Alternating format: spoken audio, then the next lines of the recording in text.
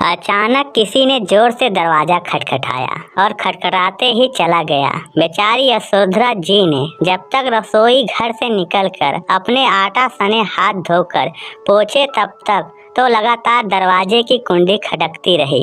वह बेचारी बार बार बोल रही थी, जरा सब्र करो, आ रही हूँ। मैं बुढ़िया, घुटनों में तकलीफ रहती है, इतनी जल्दी भागकर दरवाजा नहीं खोल सकती। जैसे तैसे उन्होंने दरवाजा खोला तो देखा सामने उनकी बेटी श्री खड़ी थी। उन्हें बड़ा ही आश्चर्य हुआ कि ना कोई खोज ना खबर, मैंने भी बुलाया नहीं, ऐसे कैसे अचानक से आ गई। उसे घूरते हुए बोली, आने के पहले खबर तो होती, अकेली आई है, दामाद जी और बच्चे कहाँ हैं? यशोधरा जी ने एक साथ अपनी बेटी श्री से कई सवाल कर डाले। माँ, कोई अपनी लाडली इकलौती बेटी का स्वागत ऐसे करता है? भला मुझे तो लगा था कि आप मुझे यूँ अचानक सामने देखकर खुशी से चिल्लाने लगेंगी और मुझे गले लगा लेंगी, लेकिन यहाँ तो उल्टा ही हो रहा है। आप दुनिया की पहली ऐसी माँ होंगी जो अपनी बेटी को आया देकर खुश होने की बजाय परेशान हो रही हैं। क्या मैं अकेले नहीं आ सकती? हर बार आपके दामाद जी और बच्चे के साथ आना जरूरी है। कहते हुए श्री अपना सामान उठाकर घर के अंदर आ गई और माँ से पूछने लगी, भाभी नहीं दिख रही? भाभी जल्दी से नाश्ता पानी लाइए, आपकी ननद आई है। बहू घर पर नहीं है, किट्टी में गई है। ओह, तो इसलिए आप घर संभाल रही हैं और खाना पका रही हैं। आपकी बहू के तो ठाठ हैं, सासू माँ घर भी संभाल लेती हैं और बहू के आने से पहले खाना भी पका कर रख देती है। उन्हें तो घर आकर कुछ करना ही नहीं पड़ेगा। क्या खूब किस्मत है भाभी की। और एक मुझे देखो, मेरी सास तो मुझे कभी एक गिलास पानी भी नहीं देती। श्री ने ताना मारा, बेटा, इज्जत और प्यार पाने के लिए पहले हमें देना पड़ता है, तब मिलता है। ससुराल में अपनी जगह बनानी पड़ती है, वहाँ सब कुछ आसानी से हासिल नहीं होता।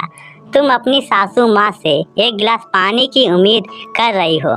क्या तुमने उनकी बहू होकर उन्हें कभी एक गिलास पानी दिया है? तुम शादी के बाद ससुराल में रही ही कब हो? जब तुम्हारा मन करता है तब सामान उठाया और चली आई। मायका ससुराल एक ही शहर में होने का एक मतलब बिल्कुल नहीं होता कि जब मन करे चली आओ। मायके में बेटियों की इज्जत तभी मिलती है जब वह इज्जत से आती हैं, और रोज रोज बिन बुलाए आने से तो कोई नहीं पूछेगा। तुम मेरी बहू से बराबरी मत करो। वह कभी बिन बुलाए ना मायके जाती है और ना ही वहाँ के मामलों में दखल अंदाजी करती है। जब तक वह घर में रहती है मुझे किसी काम को हाथ नहीं लगाने देती। अभी भी मैं अपनी मर्जी से ही काम कर रही हूँ, वह मुझे कहकर नहीं गई है। अपनी बेटी को माँ से बेहतर कौन जान सकता है। मैं तुम्हारा स्वभाव बहुत अच्छी तरह जानती हूँ। तुम्हारे ससुराल वाले बहुत अच्छे हैं, तुम ही उनके साथ निभाना नहीं चाहती। ससुराल ससुराल होता है, मायका मायका। मायके में हमारी मर्जी चल सकती है, लेकिन ससुराल में पहले हमको सबका दिल जीतना पड़ता है। बड़े छोटों सबको इज्जत प्यार देना पड़ता है, जिम्मेदारियों को निभाना पड़ता है, तब सब बहू को प्यार करते हैं। तुम कोई जिम्मेदारी निभाना नहीं चाहती, इसलिए रोज मायके चली आती हो, यहाँ आकर भी यही करती हो। जब मुझे तुम्हारा यह व्यवहार पसंद नहीं आता तो तुम्हारे ससुराल वालों को कैसे पसंद आ सकता है। तुम कह रही हो आपकी बहू के ठाठ हैं, तो बिल्कुल सही बात है। उसने यहाँ हम सबके दिलों में अपनी जगह बनाई है। वह रोज रोज तुम्हारी तरह ससुराल वालों से लड़ झगड़ कर मायके नहीं भागती।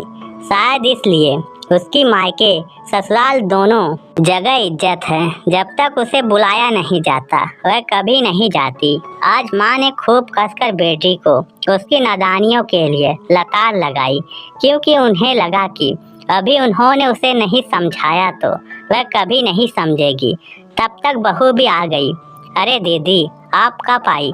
मुझे फ़ोन कर दिया होता, मैं तुरंत आ जाती। नहीं भाभी, मैं वापस जा रही हूँ। अभी मेरी सासू माँ का फोन आ गया कि वह गिर पड़ी है, इसलिए मुझे जाना ही होगा। फिर आऊंगी आपके पास रहने। और जल्दी से बाहर निकल गई। बहू ऋचा उसे रोकती रह गई। सासू माँ ने बहू को भी बेटी को रोकने से मना कर दिया।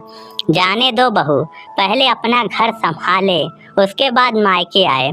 तुम भी तो कभी बिन बुलाए मायके नहीं जाती। आज ऋचा भी समझ गई। सासू माँ ने अपनी बेटी को जिंदगी का सबक पढ़ाया, तभी वह दरवाजे से उल्टे पांव लौट गई। दोस्तों, अगर सभी माता पिता अपनी बेटियों को गलत बातों पर ऐसे ही सबक सिखाए तो कोई घर बिगड़ेगा और टूटेगा नहीं। तो दोस्तों, इस स्टोरी को सुनकर आप क्या सोचते हैं? नीचे कमेंट करके हमें जरूर बताइएगा। धन्यवाद।